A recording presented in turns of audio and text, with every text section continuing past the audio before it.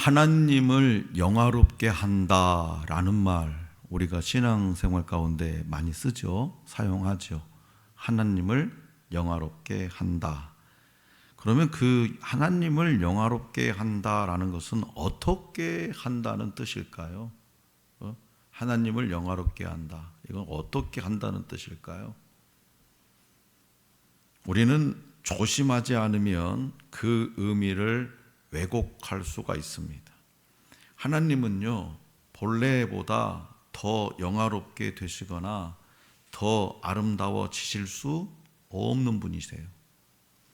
그분은 더 나아지실 수 없으며 무엇이 부족해서 사람의 손으로 섬김을 받으시는 분이 아닙니다.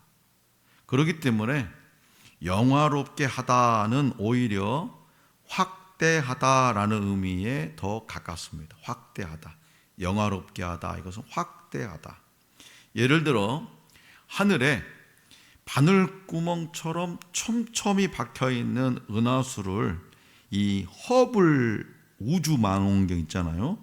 허블 우주망원경으로 보면 거대한 성운, 이 구름처럼 그대로의 모습이 드러난대요.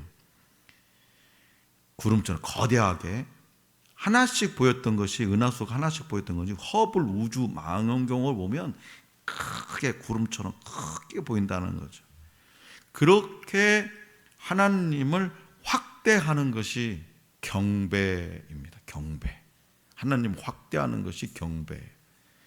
우리는요, 삶의 모든 영역에서 하나님을 확대하려고 기도하고, 하나님을 확대하려고 꿈을 꾸고, 하나님을 확대하려고 계획을 세우고, 그리고 일합니다. 그러지 않을 때 우리는 삶을 낭비하게 되는 거죠. 하나님은 이를 위해서 오늘 저와 여러분들을 이 땅 가운데 창조하셨어요.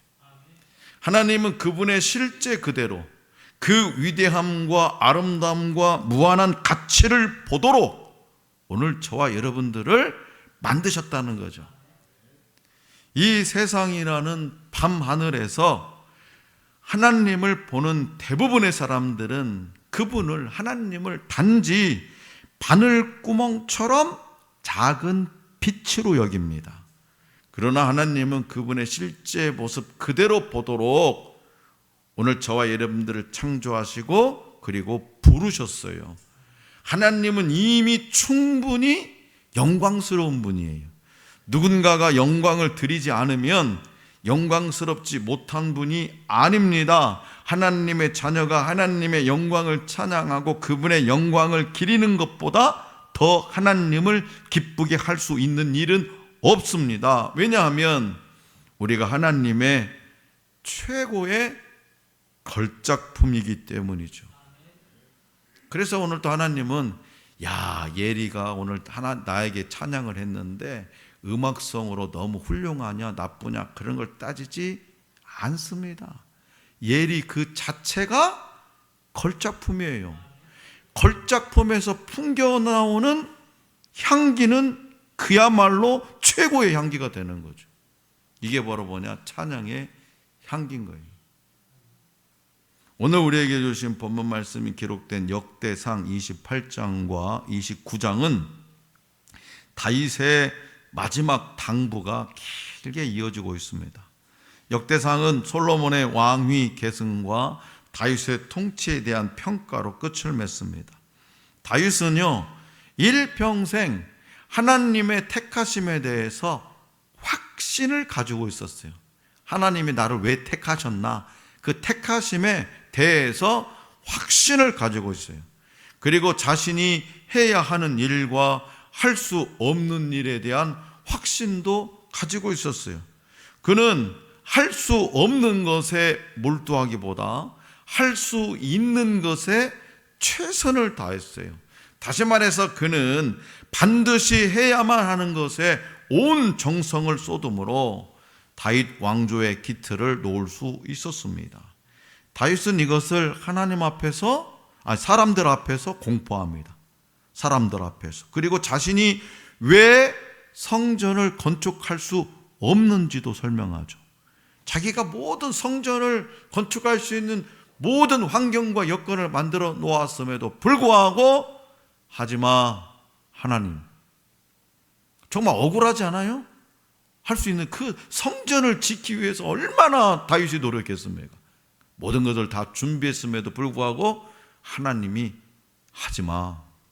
그런데 할 수 없는 그 일에 대해서 다윗은 목숨을 걸지 않았다는 거죠.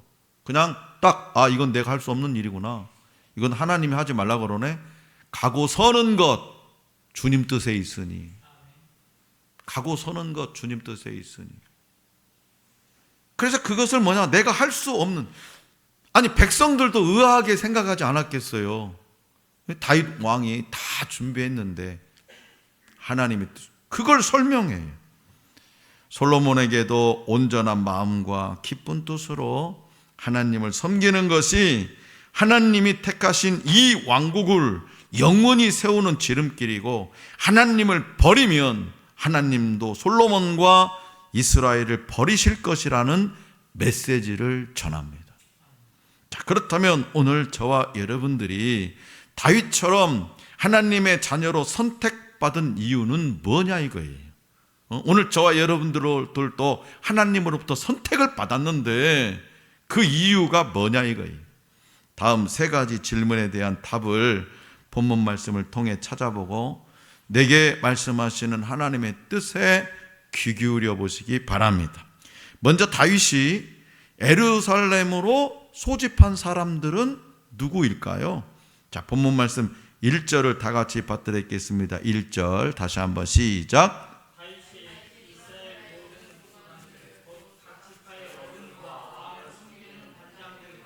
천부장들과 백부장들과 및 왕과 왕자의 모든 소유와 가축 내시와 장사와 모든 용사를 예루살렘으로 소집하고. 아멘. 다윗은 이스라엘의 모든 지도자 앞에서 자신의 아들 솔로몬에게 왕위를 승계했습니다. 다윗이 소집한 이스라엘의 지도자 중에는 지파, 군대, 왕궁의 공식적인 리더들 뿐만 아니라 공식적인 관직은 없더라도 이스라엘 백성에게 영향을 주는 리더들, 곧 전쟁 용사들까지 포함되어 있었어요. 만약 다윗이 이 왕의 권한으로 모든 것을 결정하려고 했다면 이렇게 많은 사람이 모일 필요가 있었을까요? 없었을까요? 없죠. 그래서 이 모임은 사사시대부터 내려온 전통적인 지파 연맹 형태를 계승한 민의, 즉 백성들의 뜻을 묻는 모임이더라 이거예요. 왕의 단독적인 결정이 아니라 백성들의 뜻을 묻는 모임. 이는 다윗이 이스라엘을 왕정 국가이기보다 하나님의 통치 아래 있는 신정 국가로 이해하고 있음을 보여줍니다. 다윗은 이스라엘을 자신이 다스리는 나라로 생각하지 않았어요. 하나님이 왕이 되셔서, 하나님이 친히 이스라엘의 왕이 되셔서 다스리시는 나라로 인정했습니다. 그래서 그들 앞에서 다윗은 솔로몬을 택해 왕위에 앉히게 된 이유를 또 설명해요. 특별히 솔로몬에게 성전 건축이라는 큰 사명을 공개적으로 위임했습니다. 이를 통해 다윗은 모든 이스라엘 백성으로 하여금 하나님의 성전을 건축하는 거룩한 비전에 동참하도록 촉구합니다. 둘째로, 하나님이 다윗과 솔로몬을 택하신 이유는 무엇일까요? 자, 본문 말씀 4절에서 6절을 다 같이 받들어 읽겠습니다. 시작. 그러나 이스라엘 하나님 여호와께서 전에 나를 내 부친의 온 집에서 택하여 영원히 이스라엘 왕이 되게 하셨나니, 곧 하나님이 유다 지파를 택하사 머리를 삼으시고 유다의 가문에서 내 부친의 집을 택하시고 내 부친의 아들들 중에서 나를 기뻐하사 온 이스라엘의 왕을 삼으셨느니라. 여호와께서 내게 여러 아들을 주시고 그 모든 아들 중에서 내 아들 솔로몬을 택하사 여호와의 나라 왕 위에 앉혀 이스라엘을 다스리게 하려 하실세, 내게 이르시기를 내 아들 솔로몬 그가 내 성전을 건축하고 내 여러 뜰을 만들리니 이는 내가 그를 택하여 내 아들로 삼고 나는 그의 아버지가 될 것입니다. 아멘. 본문 말씀에서 하나님이 다윗과 솔로몬을 선택하신 이유는 하나님이 그들을 원하셨기 때문이에요. 아주 간단하죠? 하나님이 그들을 원하셨기 때문이라고 전하고 있습니다. 우리가 잘 알고 있듯이 하나님은 우리의 외모나 사람의 외모나 능력을 보시고 그들을 택하지 않으셨습니다. 다윗은 2세의 8아들 중에서 8명의 아들 중에서 막내였고요, 외모도 형들에 미치지 못했습니다. 그러나 하나님은 그의 중심을 보시고 그를 택하셨죠. 다윗은 자신이 왕이 될 만한 자격이 없음을 겸손히 인정했습니다. 그가 왕이 될 수 있었던 것은 단지 하나님이 자신을 기뻐하셨기 때문이라고 고백했어요. 그의 노력이나 공헌이 아닌 하나님의 거룩한 계획을 이루기 위해서 그분이 주권적으로 택하신 것임을 인정했습니다. 그래서 다윗은 이스라엘을 자신의 나라라고 말하지 않고 여호와의 나라라고 부른 거예요. 내 나라가 아니라 여호와의 나라라고 부른 겁니다. 다윗의 아들 솔로몬이 왕이 된 것도 그가 다른 아들들보다 뛰어나기 때문이 아니었어요.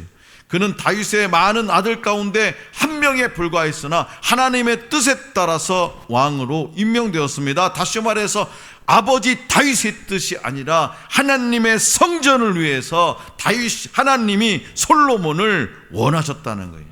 이렇듯 다윗과 솔로몬이 이스라엘의 왕이 된 것은 오직 하나님의 주권적 선택에 따른 거였어요. 그들의 행위나 신분이나 의지로 선택되지 않았다는 사실입니다. 마지막으로 다윗이 솔로몬에게 당부한 것은 무엇일까요? 자, 본문 말씀 9절에서 10절을 다 같이 받들겠습니다. 시작. 내 아들 솔로몬아, 너는 내 아버지의 하나님을 알고 온전한 마음과 기쁜 뜻으로 섬길지어다. 여호와께서는 모든 마음을 감찰하사 모든 의도를 아시나니 네가 만일 그를 찾으면 만날 것이요 만일 네가 그를 버리면 그가 너를 영원히 버리시리라. 그런적이 너는 삼가할지어다. 여호와께서 너를 택하여 성전의 건물을 건축하게 하셨으니 힘써 행할지니라 하니라. 아멘. 이스라엘 왕이 되어 백성을 다스려야 할 솔로몬에게 다윗은 아버지로서 중요한 유언을 남기죠. 다윗이 자신의 생애를 되돌아보면서 솔로몬에게 당부하고 싶었던 것은 뭐냐? 하나님을 아는 것이었습니다. 하나님을 제대로 알아라. 하나님을 알아가게 힘써라. 자, 안다라는 것은 단순히 어떤 이성적 지식의 습득이 아닙니다. 그보다 인격적으로 하나님을 만나는 경험과 체험이에요. 하나님을 인격적으로 알면 알수록 우리는 신실하신 그분께 기꺼이 온 마음을 다하여 섬길 수 있습니다. 내 생각, 판단, 의지 이런 것 싹 생각하지 않고 하나님이 명하시면 가고 서는 것 주님 뜻에 있으니 주님 말씀하시면 하나님을 아는 것과 하나님께 온 마음을 드리는 것은요 별개의 행동이 아니에요. 그것은 우리의 전부를 통해서 하나님을 만난다는 의미예요. 다윗은 자신의 인생을 통해서 전심으로 하나님을 찾는 자를 하나님이 결코 외면하지 않으신다는 것을 잘 알고 있었어요. 왜? 일평생 동안 그렇게 자기가 경험했고 체험했고 그런 하나님을 만났기 때문이죠. 그래서 그는 아버지로서 아들 솔로몬이 그 어떤 고난과 어려움에도 하나님만을 붙잡는 왕이 되기를 원했다는 거예요. 하나님께 결코 버림받지 않는 왕이 되기를 원했습니다. 그러기에 다윗은 특별히 성전 건축을 위해서 왕으로 선택된 솔로몬에게 하나님을 바르게 섬기는 가운데 자신의 사명을 잊지 말고 최선을 다하라고 분명하게 당부했습니다. 무선 마이크를 하나씩 다 꺼봐봐요. 건반도 꺼봐요. 무트 껐어요? 2번, 3번도 꺼봐요. 뭔가 2번, 3번에서 문제가 있네. 다른 건 다 켜놓고요, 2번, 3번만 꺼놓으세요. 자, 성도 여러분, 이 세 가지 질문을 요약해 보면 하나님은 그분의 뜻을 이루시기 위해서 다윗과 솔로몬을 무조건적으로 선택하셨고 그들에게 무조건적인 은혜를 부어주셨다는 사실입니다. 마찬가지로 하나님은 오늘 저와 여러분들에게도 그분의 백성으로 부르시고 그분의 일을 감당하도록 무조건적인 은혜를 주십니다. 그런데 문제는 뭐냐? 문제는 하나님이 값없이 엄청난 은혜를 오늘 저와 여러분에게 주셨는데도 우리가 그것이 무엇인지조차 깨닫지 못한다는 거예요. 또 주신 은혜를 쉽게 잊어버린다는 거예요. 심지어 하나님이 주신 은혜들이 나의 노력에 의해 이루어졌다고 생각하기도 합니다. 그래서 하나님을 높이지 않고 스스로를 높이는 교만의 죄를 범하기도 한다는 거예요. 우리 그리스도인은 현재 자신이 누리는 모든 것이 하나님의 전적인 은혜로 부어주신 것임을 진심으로 고백할 수 있어야 됩니다. 하나님이 주셨던 은혜를 기억하는 것은 나를 향한 하나님의 계획을 알아가는 출발점이에요. 그렇기 때문에 나의 나된 것은 다 하나님의 은혜라고 고백하는 것은 모든 그리스도인이 날마다 고백해야 할 가장 중요한 신앙의 고백입니다. 그리고 내게 주신 사명을 이루기 위해서 우리는 최선을 다해서 살아가는 거죠. 자, 그렇다면 사명이란 뭐냐? 사명을 소명이라고 할 수 있습니다. 사명은 각각의 피조물에 대한 창조주 하나님의 예정된 생각입니다. 각각의 피조물에 대한 창조주 하나님의 예정된 생각, 또한 창조주 하나님의 이상적인 계획이자 그분의 마음에 품은 꿈과 같은 거예요.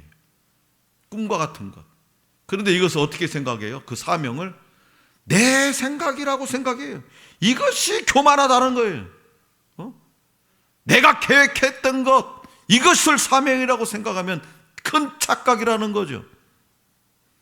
하나님이 저와 여러분들 그리고 하늘 소망 교회를 택하시고 사명을 주신 이유는 단지 일을 시키기 위함이 아닙니다. 하나님이 주신 사명은 하나님이 주신 이 세상을 바라보는 렌즈와 같은 거예요. 우리에게 주신 사명은, 오늘 저와 여러분에게 주신 사명, 우리 하늘 소망 교회에 주신 사명은 이 세상을 보라보는 렌즈와 같은 거예요. 그래서 사명을 가진 사람은 같은 일을 하더라도 세상 사람들과는 다른 눈으로 세상을 바라보고 일을 바라봅니다. 사명이 없는 사람은요, 조금 힘들고 어려운 일을 만나면 불평하기가 쉽습니다. 그러나 사명으로 사는 사람들은 어떤 상황에서도 부르심의 의미를 발견하고 그것을 확인하죠. 심지어 사람들이 위기라고 생각할 때도 하나님의 관점으로 바라보며 소망의 의미를 잃지 않습니다. 그래서 우리 하늘 소망교회가 바로 그런 의미로 이름이 붙여진 거예요. 그렇기 때문에 사명은 우리가 만들어내는 것이 아니라 하나님이 주신 선물이에요. 하나님이 주신 선물. 왜 그냐? 왜 선물이냐? 나에 대해서 하나님이 예정된 생각을 갖고 계신다는 거죠. 나를 통해서 하나님 뭔가를 이루신 그 예정된 생각과 꿈을 갖고 계신다는 거예요. 그러니 하나님의 선물 아닙니까? 그리고 결국 하나님이 주신 사명을 우리는 이루게 되죠. 왜? 사명이 분명한 사람일수록 더 큰 하나님의 은혜를 경험할 수 있기 때문에. 반대로 사명을 잃어버리는 것은 그리스도인의 정체성, 다시 말해서 하나님께 선택받은 이유를 잃어버리는 것과 같습니다. 그래서 하나님이 주신 사명을 잃어버리지 않기 위해서 사도 바울은 이렇게 고백하죠. 갈라디아서 6장 14절에 한번 다 같이 시작. 그러나 내게는 우리 주 예수 그리스도의 십자가 외에 결코 자랑할 것이 없으니 그리스도로 말미암아 세상이 나를 대하여 십자가에 못 박히고 내가 또한 세상을 대하여 그러하니라. 아멘. 십자가는 본래 죄인들을 비참하게 처형하는 사형 도구였습니다. 실패와 저주, 절망의 상징이었죠. 그런 십자가가 인간의 눈으로 볼 때는 전혀 자랑거리가 될 수가 없죠. 사도 바울이 그것 말고도 십자가만 인간적으로 자랑할 것이 당시에 얼마나 많이 있습니까? 엘리트 중에 엘리트인데. 그러나 그 십자가는 사도 바울에게 유일한 구원의 길이요 은혜의 방법이었더라는 거죠. 이는 오늘 저와 여러분들에게도 마찬가지입니다. 우리가 어떤 노력과 수고를 한다 해도 하나님의 거룩하신 기준에 다다를 수 없어요. 우리는 행위로 하나님께 나아갈 수 없는 자들입니다. 오직 길이요 진리요 생명 되시는 예수 그리스도의 십자가를 통해서 하나님께 나아갈 수 있습니다. 이것을 믿는 사람은 십자가를 자랑하지 않을 수 없습니다. 십자가를 자랑하는 것이 기독교의 핵심이에요. 오늘날 교회가 자랑하는 것이, 오늘날 교회가 자랑하는, 다 그런 건 아니지만 큰 예배당이나 교인 숫자인 경우가 종종 있습니다. 교회가 얼마나 많은 봉사와 사역을 했는지를 자랑하기도 합니다. 우리 교회는 아프리카에다 교회를 몇 개 세웠네, 뭐 했네. 그러나 우리의 자랑은 의로운 행위가 아니라는 거죠. 오직 우리를 위해 세상에 오셔서 온전한 순종을 보이신 예수 그리스도와 그분의 십자가뿐이에요. 날마다 십자가 아래에서 우리를 구원하신 예수님의 사랑을 찬양하고 예배하는 성도의 삶이 바로 우리의 삶이 되어야 되는 거죠. 그리고 그 사랑을 모르는 영혼들에게 십자가를 전하는 증인의 삶이 바로 오늘 저와 여러분들이 걸어가야 할 길이에요. 자, 그렇다면 여러분들의 십자가는 무엇입니까? 이 시대에 여러분들이 짊어진 십자가가 뭐냐 이거예요. 어쩌면 여러분들의 가정이, 여러분들의 가족이, 삶의 형편이 십자가일 수 있습니다. 내 학력이, 내 스펙이, 내 직책이, 내 사업장이 십자가일 수 있습니다. 남들에게 들키고 싶지 않은 속사정들이 십자가일 수 있습니다. 어쩌면 이 작고 작은 교회를 섬기는 일이 십자가일 수 있습니다. 여러분들은 그런 십자가를 세상 앞에 자랑하고 있습니까? 아니면 그 십자가를 부끄럽게 여기고 있습니까? 사도 바울은 우리 주 예수 그리스도의 십자가 외에는 결코 자랑할 것이 없다고 선언합니다. 만약 세상 앞에 나의 십자가를 자랑하고 있다면 여러분들은 믿음이라고 하는 허블 우주 망원경으로 그 십자가에 임하신 하나님의 구원과 은혜를 크게 바라보고 있는 거죠. 선택받은 이유를 분명히 알고 하나님이 맡겨주신 사명을 감당할 수 있는 사람들임에 틀림이 없습니다. 그러나 자신의 십자가를 부끄러워하고 자랑하지 못한다면 그 신앙은 가짜입니다. 그 신앙은 가짜예요. 모태신앙이든 3대든 뭐든 내가 짊어진 십자가를 자랑하지 못한다면 가짜입니다. 그 믿음은 우선이에요. 그 믿음은 위선입니다. 회칠한 무덤과 같습니다. 내게 주어진 십자가에서 기쁨과 행복을 누리지 못한다면 어떻게 믿는 사람들에게 십자가 사랑, 십자가의 능력, 주님의 부활하심을 내 삶을 통해서 증거할 수 있겠습니까? 믿음의 능력이 내 삶에서 나올 수 있겠습니까? 믿음의 능력이? 어떻게 선택받은 자로서의 삶을 살아갈 수 있겠습니까? 우리 주님과 함께 십자가에 달린 두 강도 중에 한 강도는 그 십자가가 부끄러워서 주님을 모욕하고 영원한 죽음을 맞이했습니다. 그러나 한 강도는 그 십자가에서 주님의 능력을 바라볼 수 있는 믿음의 고백으로, 다시 말해서 십자가 자랑으로 우리 주님으로부터 오늘 네가 나와 함께 낙원에 있으리라 라는 말씀과 함께 영원한 생명에 이르게 되었습니다. 기독교의 핵심은요, 십자가예요. 우리의 죄를 대속하신 십자가는 우리의 자랑입니다. 다른 어떤 것도 십자가보다 중요하지 않습니다. 그 십자가의 사랑으로 우리는 하나님의 자녀, 하나님 나라의 백성이 되었습니다.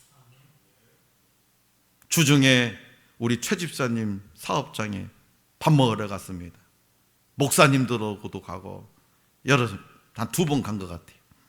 우리 집사님이 콘서트 초대장 카운터에다 올려놓고, 또 가게 문 앞에다가 포스터도 이렇게 붙여놓고, 또 TV, 사람들 잘 보는 TV 옆에다가 또 한 장 붙여놓고. 여러분, 박 목사 자랑하는 게 아니잖아요. 이 사업장에 나는 이런 사람입니다, 십자가를 자랑하는 일이 쉬운 일이겠습니까? 난 너무 감동받았어요. 너무 감동받았어요. 세강교회 다니는 집사님이 지난 찬양이 한계 때 와가지고 저한테 돌아가시면서 카톡으로 사진 한 장을 보냈어요. 목사님, 우리 세광교회 교회 게시판에다가 허락받고 목사님 포스터 이렇게 붙여놨습니다. 여러분, 우리에게 그런 십자가를 자랑할 수 있는 그런 마음이 있냐 이거예요. 응? 그걸 자랑하지 못하면서 어떻게 내가 신앙인이라고, 하나님의 자녀라고 말할 수 있겠습니까? 박 목사 자랑하라고 하는 것이 아니잖아요. 저런 일들이. 저 두렵고 떨려요, 솔직히. 전도 대상자를 초청해서 십자가를 자랑하기 위해서 우리 당회원들과 함께, 집사님들과 함께, 성도들과 함께 저희를 준비하는 거잖아요. 십자가를 자랑하기 위해서. 그렇기 때문에 행여 부끄러운 십자가를 자랑스러운 십자가로 바꿀 수 있는 것은 뭐냐? 오직 믿음뿐입니다. 하나님께 선택받은 이유를 분명히 알고 하나님의 뜻에 순종하며 기쁨으로 살아내야 십자가를 자랑할 수 있습니다. 사랑하는 성도 여러분, 다윗은 이스라엘의 모든 지도자 앞에서 마지막 당부의 말을 전합니다.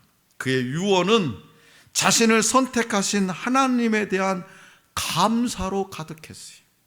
다윗은 이스라엘을 이끌 가문도 아닌데다가 2세의 어린 아들에 불과했지만 하나님의 선택에 의해서 왕이 될 수 있었습니다. 솔로몬이 후계자로 지명된 것도 인간적인 판단이 아닌 하나님의 선택에 의한 것이었습니다. 그래서 다윗은 그의 가문이 하나님의 나라를 위해서 선택되었음을 겸손하게 고백하는 것이죠. 다윗은 철저히 하나님의 주권과 은혜 안에서 모든 것을 바라보았습니다.